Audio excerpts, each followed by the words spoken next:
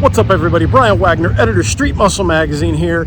Kil-Kare Dragway, Xenia, Ohio. I'm testing the old Project Number Cruncher. Nope, didn't forget about it. Even though I'm on a different magazine now, we're still putting a lot of laps and getting some racing done. This is our first time out with Number Cruncher this year in 2023. You know, we ended last year on a high note, made some good runs. Really didn't make any big changes during the off season. Just put her up for the sleep. Change fluids, we're good to go. We do have a lot of stuff coming for the car though. We got some BMR stuff we're gonna be putting on the car. We did an article on before, we'll link that.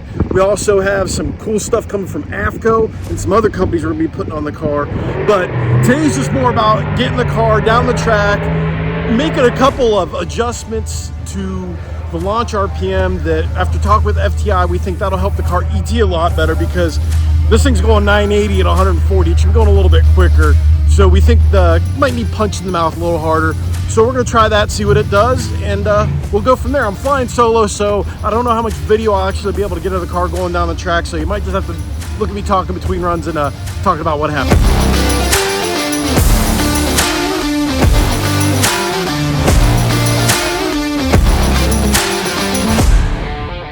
All right, well, we made our first hit, launching a little bit hard, about 4,300 RPM, and it liked it. 60 foot picked up to a 1.411, 411 to the 330, 6.36 at 109 to the 8th, which is about 300ths off our best at Indy, but that was in a lot better air, so I'll take it. It's a win. I bit the rev loader up a little bit, or two-step up a little bit more to see what it could do. I'm only making 8th mile runs. I lifted a little bit early at the quarter here, and it was still kind of sketchy to get this car woed down at the top end, so we're not going to play that game anymore. But overall, pretty happy. We'll see what this new change brings and see if we can knock a little bit more out of that 60 foot and a little bit more out of the 8th mile. All right, well, that experiment did not go according to plan at all. 60 foot was only a bolstery 157. Ended up going 646 at 110 to the 8th mile. The culprit, I think the car spun a little bit because it just did not feel right when it left at all. So I don't know if the track was going away or if we have found the threshold on what the car can take right now.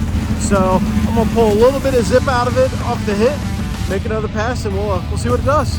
Well, what a difference just 100 little RPMs make. Best pass to date on the car in the 8th mile, won a 140 60 foot, best 60 foot ever, 630 to the 8th at 112. So overall, a lot better numbers just by making that little bit of a tweak. I think we found the edge, at least with the car's current incarnation. Like I said, when we start playing with the suspension a little bit more and making some other changes, I think we'll be able to improve on that.